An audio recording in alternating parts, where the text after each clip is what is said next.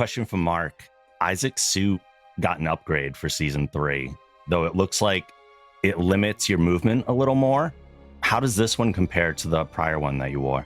Yeah, it's had a big upgrade, along with the ship and everything else. Yeah. It looks, I think, a hell of a lot better. Slightly Jim Jams, I thought, season 1 and 2, although no one's saying it. But, yes, it's restrictive in certain ways, but the team are amazing. Like, we worked really closely together on getting it right. It's a fine balance, I think, for the three of us, really, because it's a constant fight between, style and comfort.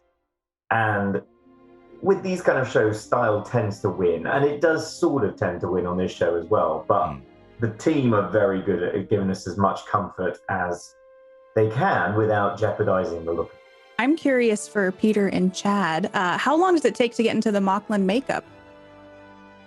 Well, it started out it's an hour and 10. Peter's a little bit different timetable with Tammy. We both have our own. Howard Berger does mine, and Tammy does Peter. So, it started out at like 4 hours when they were first, figuring it together. With the. So it's not just like the fitting and the construction of the prosthetics and the foam rubber, but how, like in learning how to help them put it on. So, getting the glue, flaring my nostrils at the right point when they tack down this port so that and have it set so later on it stays, because if you don't do that one little quick thing, it comes loose. And so they're going to be chasing that around all day and having someone come up in your face to try to tack your nostril down. But just learning how to help them apply the makeup and so we both learned it together. And by the time, all said and done, I was 90 minutes in, 45 minutes out, you know what I mean? So you still first in, last out, still get there 2 hours before everybody else and leave. And everyone's like, hey, we're going out for drinks. I'm like, well, by the time I get out, you're going to be done. So but yeah, I mean, that was kind of the drill, but they did really get it down to a specific, and consistent, every day, because they have to glue it, then paint it. Right. Mm-hmm. And so you're just making a sculpture, the same sculpture every day, which is, a feat in and of itself. So, I mean, that hats off to K&B, Howard Berger and Tammy Lane. It's just 3 pieces. It's a cowl that you pull over, and then the eyes and nose go plant like a Batman-like deal, and then the chin, and then you spray. It's just getting that tone, getting the tone even and right on that.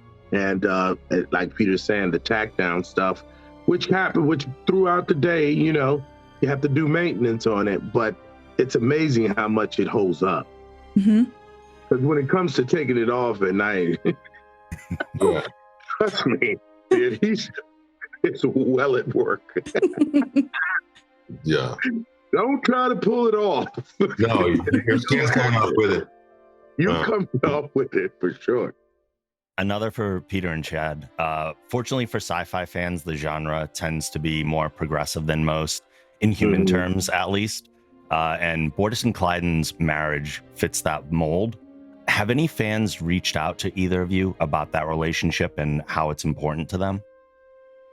I mean, I've had people get in touch with me about the transgender issues and how much they appreciate what the show has attempted to sort of illuminate with, even 400 years from now, 500 years from now, we're still kind of figuring out gender assignment and what's okay and what's not. So, I mean, that's been really cool to actually have some sort of relevancy to what's, clearly real, and right now. That's the fierce urgency of right now, seen and heard as I say I am. And so, to be a part of that conversation, that's huge. To have it not be, to have it be as complex as it actually, as it is, Klyden and Bortus, bump heads We don't see eye to eye. Culturally, you know what I mean? Within the same, like, where, like, so all Moklins are not a monolith. Like, all people are like not a monolithic culture. So, like, that's really getting into the nitty gritty of the reality of what's that. So, no sweeping generalizations. No, we're each very different people who, and you understand why. Yeah, and then the three that met you, and then you root for them.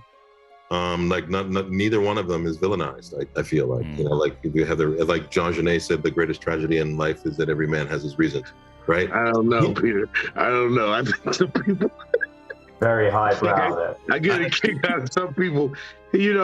I know it's hard to hate Klyden, but I think there's some folks that are pretty fed up with him at times. Yeah, but I mean, I think that you understand why. I mean, like, that's the thing. It's like, I'm saying we can't just like, out of fairness,